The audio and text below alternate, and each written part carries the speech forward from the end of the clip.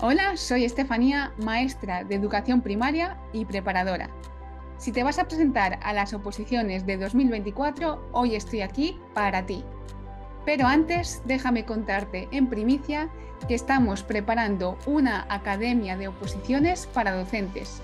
Y de momento contamos con las especialidades de educación primaria, educación infantil y educación física.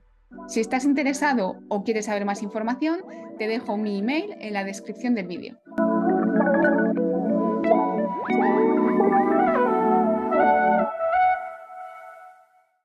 Hoy me voy a centrar en 5 elementos que tienen que estar presentes en tu tema, en tu supuesto y en tu situación de aprendizaje. Vamos a ver y a entender cada uno de ellos y te voy a dar las claves para que sepas introducirlos en tus propios documentos. En primer lugar, la legislación. Todos conocemos la estructura curricular de la LOMLOE, pero la pregunta es si de verdad la entendemos y si sabemos cómo nombrarla.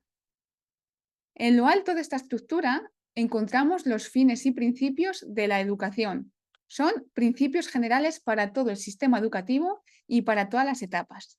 Si queremos mencionar alguno de ellos, por ejemplo, al hablar de la continuidad y coherencia en las diferentes etapas, debemos nombrar el artículo 1 y 2 de la LOE.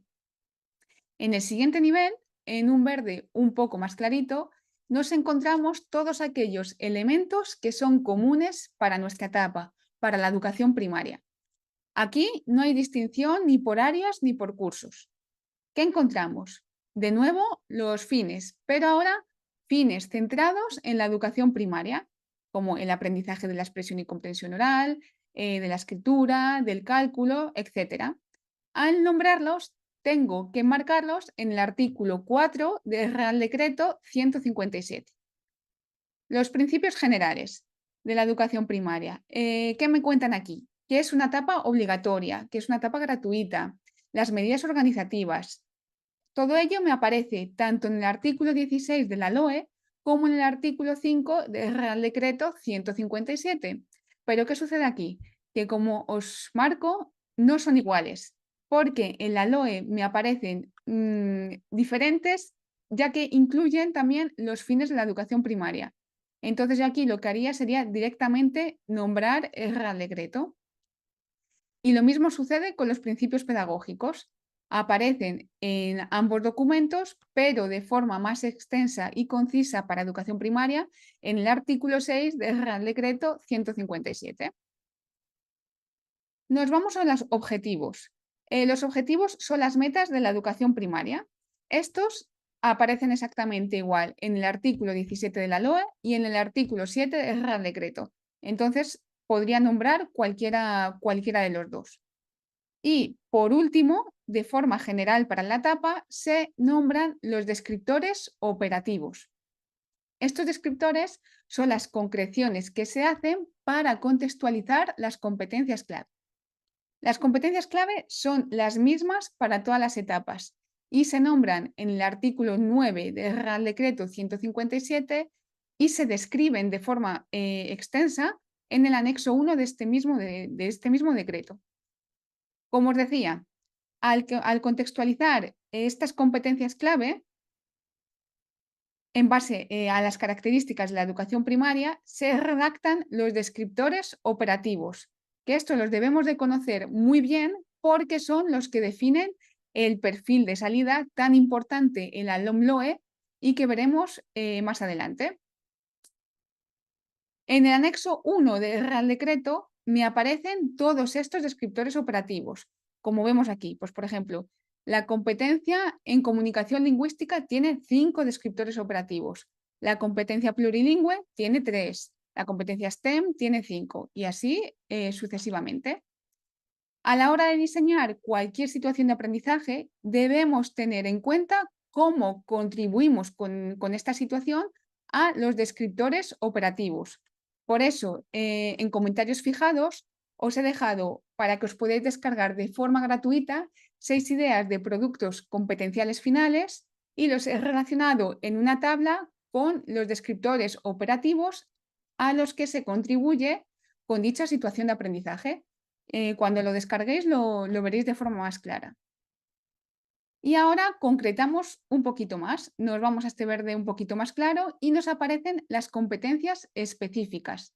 Estas ya son exclusivas de cada etapa y de cada área, em, pero generales para toda primaria. ¿Qué quiero decir con esto? Pues, por ejemplo, el área de matemáticas se centra en que los alumnos adquieran una serie de competencias específicas que están relacionadas con estos descriptores operativos que hemos visto aquí, pero están basadas en las características del área de matemáticas. Las encontramos en el anexo 2 del Real Decreto 157 y es muy importante nombrarlas en los temas específicos de cada área. En caso de que me toque un supuesto en el que tenga que programar una serie de actividades para un área y, por supuesto, en las situaciones de aprendizaje. Y por último, estrechando más nuestro embudo, aparecen los criterios de evaluación y los contenidos que son formulados como saberes básicos. Estos ya son de un ciclo y de un área concreta. Por ejemplo, los criterios de lengua para el primer ciclo serán más sencillos que los criterios de lengua para el segundo ciclo. De nuevo, nos aparece en el anexo 2 del Real Decreto 157 y aquí tenemos que tener mucho cuidado, porque hay comunidades que el decreto propio de la comunidad los concreta en cursos. Por ejemplo, el decreto de Castilla y León tiene criterios de evaluación para cada curso, no para cada ciclo. Si vuestra comunidad sucede lo mismo que en Castilla y León, en este caso debéis nombrar el decreto específico de la comunidad. Como veis, la estructura es compleja y hay que dedicarle tiempo para comprenderla. Y nos podríamos extender muchísimo hablando de cada uno de estos elementos y enseñándoos pues, más en profundidad cómo intervienen en el proceso de aprendizaje. Pero para no extenderme tanto, pues si queréis saber algo más sobre ello, me lo podéis hacer saber y en otro vídeo nos extendemos hablando de ello. Vamos a la segunda parte, el perfil de salida. Aquí suele haber mucha confusión porque es algo nuevo que creo que no se ha explicado muy bien y que de hecho no sé si aparece muy claro en la propia legislación. El perfil de salida a mí me gusta decir que es como el carné de habilidades y capacidades que deben haber completado los alumnos al finalizar la educación básica. Es la meta principal de la educación. Aunque a lo largo aunque el logro del perfil de salida no se juzga, por así decirlo, hasta que no se finaliza la ESO, hay que contribuir en todas las áreas, desde educación infantil, a la consecución de las competencias clave. Y en educación primaria, ¿por qué es tan importante? Pues porque es la primera vez que valoramos de forma oficial este perfil de salida. ¿Cómo se valora el perfil de salida? Pues con los descriptores operativos que hemos nombrado aquí de las competencias clave y que van aumentando en complejidad a lo largo de las diferentes etapas. En educación infantil no hay descriptores operativos, pero en educación primaria y en educación secundaria y en bachiller sí los tenemos. Y como decimos, tienen un carácter progresivo, van aumentando en complejidad. ¿Qué tenemos que tener presentes nosotros como maestros de educación primaria? Pues que al finalizar cada ciclo de educación primaria, en segundo y en cuarto, el tutor emitirá el informe personal del grado de adquisición de las competencias clave por parte de cada uno de sus alumnos. Y en él se indicará, si fuese necesario, las medidas de refuerzo que se deben contemplar para el siguiente ciclo. Esto lo podéis ver y se indica esto era en el punto 4 del artículo 15 del Real Decreto 157. Y después, al finalizar la educación primaria, como os pongo aquí, se emitirá el informe sobre la evolución y el grado de desarrollo de las competencias, que puede ser clave para promocionar de etapa. Y esto se nombra en el punto 5 del artículo 15, si lo queréis ver. Entonces, si programamos especialmente para segundo, cuarto o sexto, es fundamental que nombréis estos informes. Continuamos con los documentos programáticos.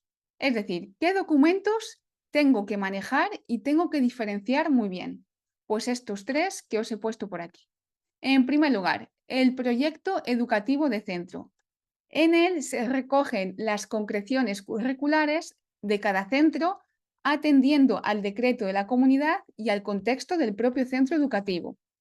Haremos referencia a él en nuestras programaciones y situaciones de aprendizaje, porque en él se establecen aspectos fundamentales como los principios metodológicos en los que se basa el centro, los objetivos generales de la etapa, pero adaptados al contexto social, económico y cultural y a las características de los alumnos, la organización de los cursos y ciclos, la organización del centro, directrices de evaluación.